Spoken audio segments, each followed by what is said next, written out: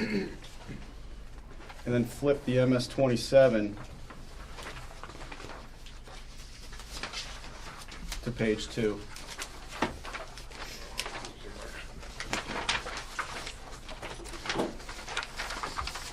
Now the MS-27 has a couple sections, but the sections that really stand out is this first section, which is titled Appropriations. If you look over on column 4, you'll see on top of that column it says School Board's Appropriations ensuing fiscal year recommended. All of the numbers in those columns, in that column, are what are on the operating budget document, the line-by-line document. So if we looked at that line-by-line document and looked under the 1100s for regular program, the total would be $4.9 million. So those you see account code all the way over on the left. Those are all the functions that you would see on our operating budget line by line. Okay? And then you'll see what the Budget Committee appropriations are recommended. And you'll see that the two columns on page 2 are exactly the same, what the school board recommends and what the Budget Committee recommends. Questions on that before I flip the page? You're looking at Article 4 or Article? I'm not on the articles yet. I'm just on the MS-27. I'm looking at the numbers in Article. So let me flip to page 3 on the MS-27.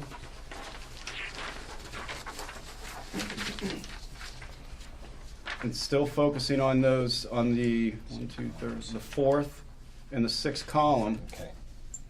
You'll see the only difference between the school board's recommendation and the Budget Committee's recommendation is that $273,000 under the fund transfers.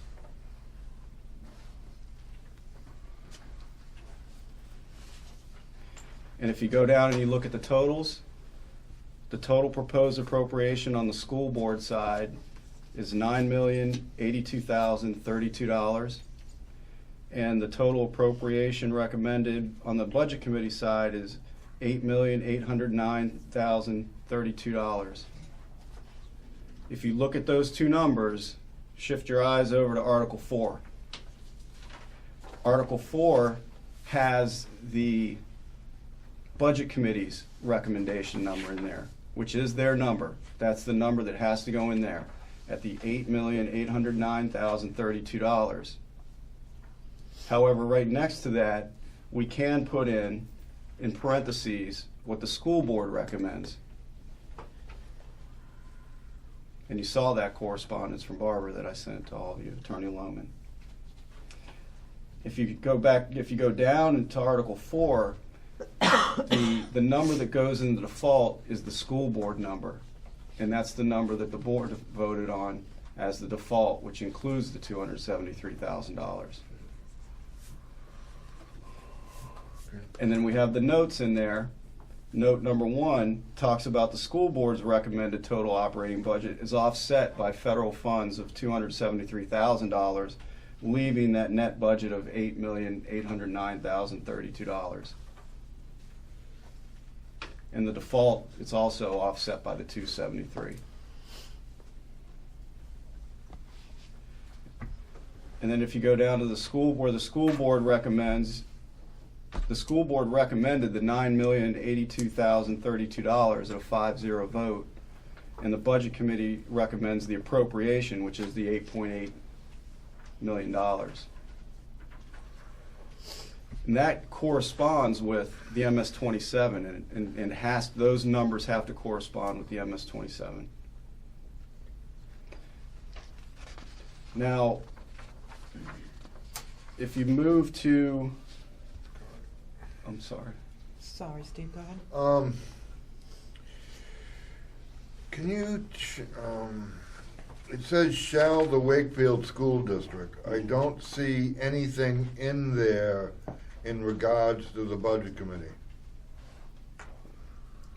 That is statutory wording. Mm-hmm. It's the school district is asking to raise and appropriate.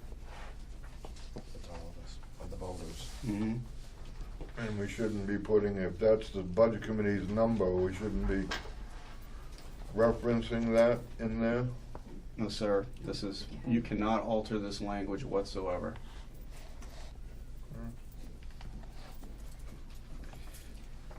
Any other questions on how the appropriation section of the MS-27 needs to correspond with the numbers that are in the operating budget article? Ron? I understand how they correspond and that part of it, but at the deliberative session, somebody in the crowd stands up, recommends the larger number, and it gets seconded and voted in. That larger number would be injected where the budget committee's number is. Correct. Now, I'd like for you to draw your attention to page 5 of the MS-27.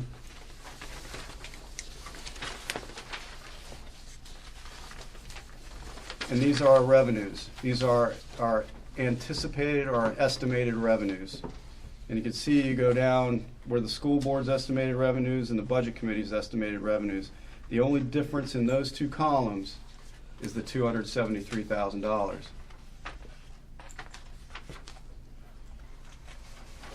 Which brings you to page 6, and you'll see the difference.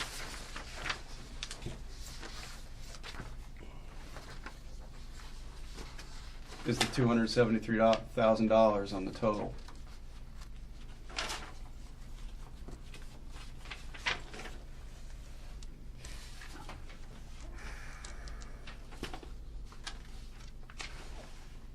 So on the school board side, the $273,000 is listed on the recommended appropriations, and it's also listed as an anticipated revenue. That's why in your wording here, it's offset by that revenue, the 273, which zeroes out.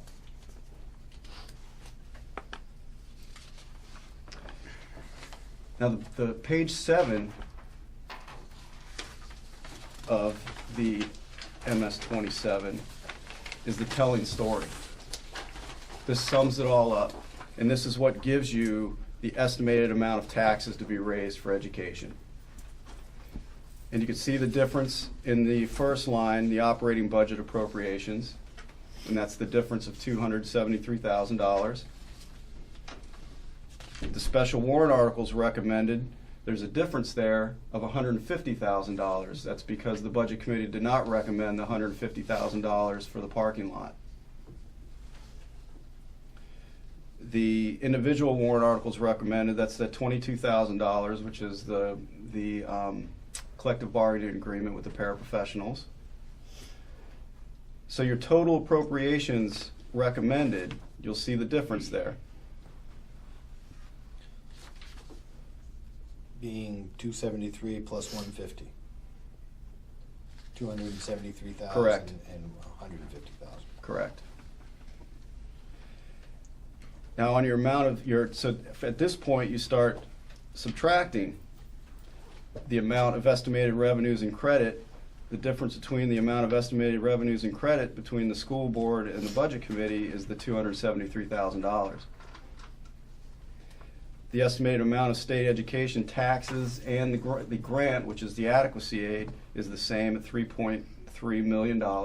That comes off of your total appropriation, leaving you an estimated amount of taxes to be raised for education. The school board is at $6,080,711, and the budget committee is at $5,930,711. The difference of $150,000. So this shows that $270,000 that we receive in federal funding is not. We're not asking the voters to raise that through taxation. Because these are the documents that follow through all the way to the time of setting the tax rate. It starts with the MS-27, goes to the MS-22, then the MS-24, and then the MS-25. So this is where it all starts. Bonnie? Michael, on Article 5, that should read the Wakefield School District, not the Milton School District. Okay, yes. Steve? estimated amount of state education tax grant Mhm. is $3,323,194. Correct. How come we were always told it was around 1.2, 1.3 million? Because this number is a combination of both the adequacy aid as well as the tax revenue. So it's both of those. Tax revenue from, is that state tax? I believe so. It's not local. No. This comes in as a revenue. That's your tax rate. So it must be that state education tax on your tax bill? Is that what that's I think it would be. referring to? I'm not sure, the specific on that. Well, I just, that's $2 million more than we've heard there was coming in there. And I looked at that and I saw it's a combination of both the adequacy aid and the tax.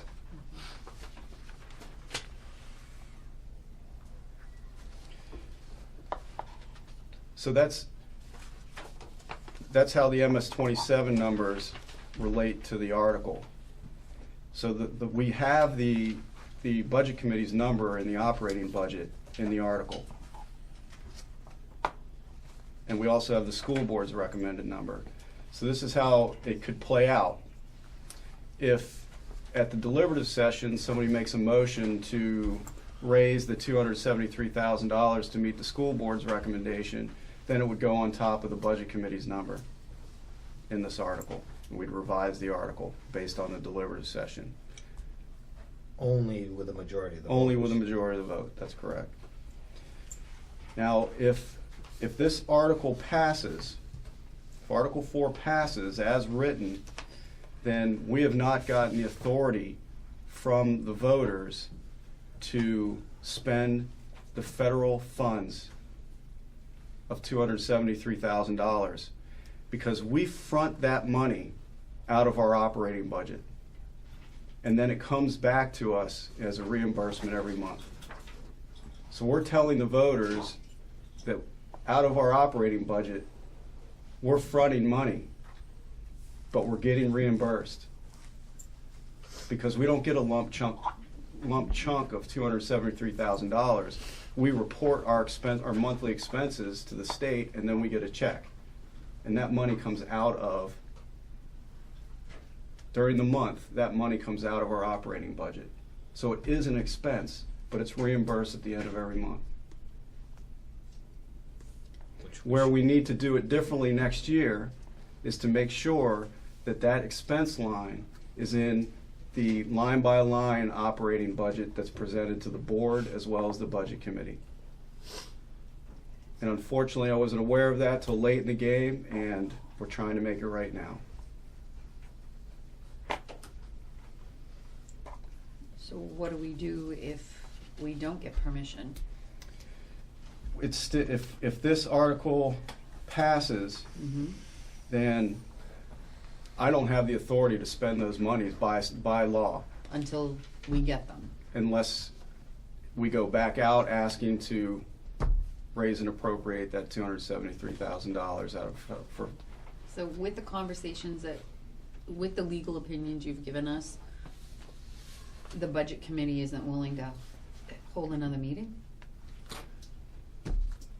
At this point, a public hearing, we could have, they could request a public hearing to basically a supplemental budget, which would include the $273,000. If this article fails, the school board's default budget is in here, which includes the $273,000. Difference between the default budget and the operating budget is a little over $2,000. So if we end up with a default, we'll still be able to spend the federal funds. However, we'll have to find the little over $2,000 as a default, Or we don't spend it. or we don't spend it, That's not a bad idea. Now, which is sort of the same. are we also asking, doesn't that money also get approved in Article 5? I was just clearing up Article Okay. 4, and then I'll move to Article 5. Any questions on how the MS 27 corresponds with Article 4? And you can see that the difference in the taxes, the estimated taxes to be raised is the $150,000 for the parking lot. Now, Article 5, the monies that are in here, the numbers that are in Article 5 are school joint board numbers. It's not a budget committee number, it's a joint board number. So the joint board voted on these numbers, and that's what you see here, as well as the notes. And you can see that, again, I highlighted in Article 5 what is actually assigned to the Wakefield district out of the SAU budget, which is the $525,757, which is also listed on the MS 27 as a special warrant. That number's not gonna change regardless unless it goes to a default, which is $915,610.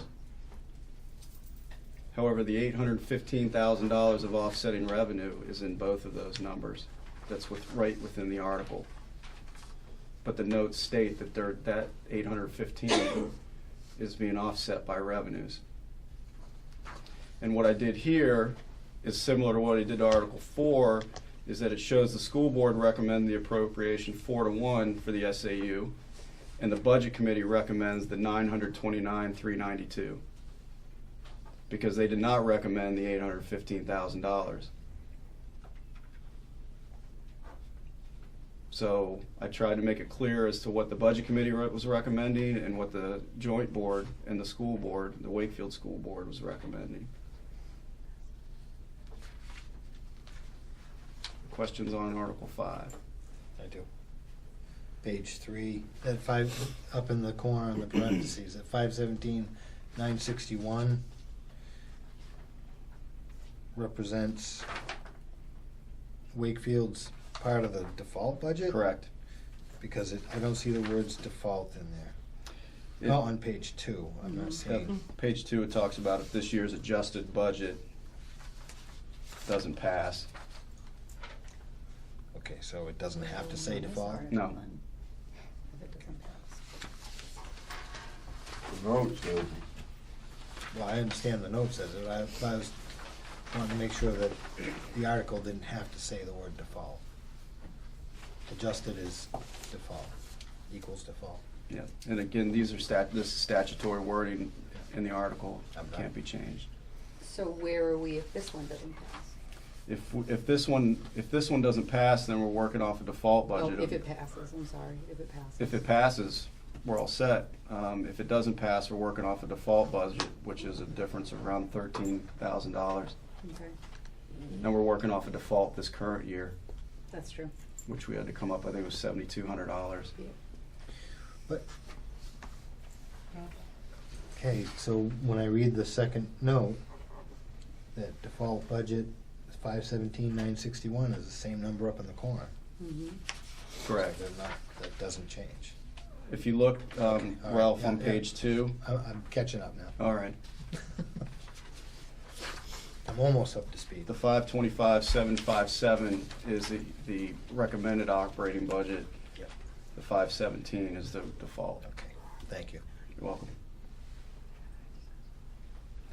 This is what we're submitting to DRA. We've submitted this to DRA for pre-approval.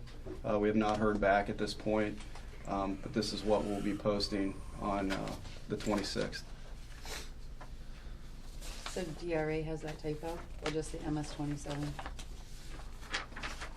This one on page 2, Yeah. I'll check, because we have to input it into software, so I'll check it.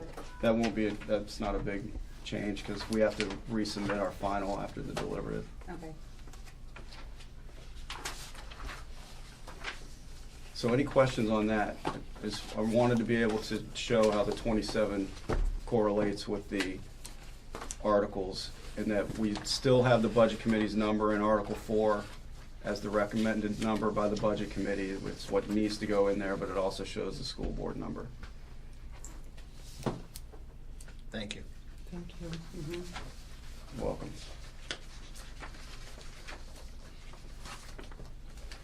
That's all I have, Madam Chair. Okay. Do you want to do Swift? Steve, go ahead. Who has authorized the chairman of the budget committee to talk to the school district attorney? The budget committee doesn't have the authority to rewrite the warrant articles.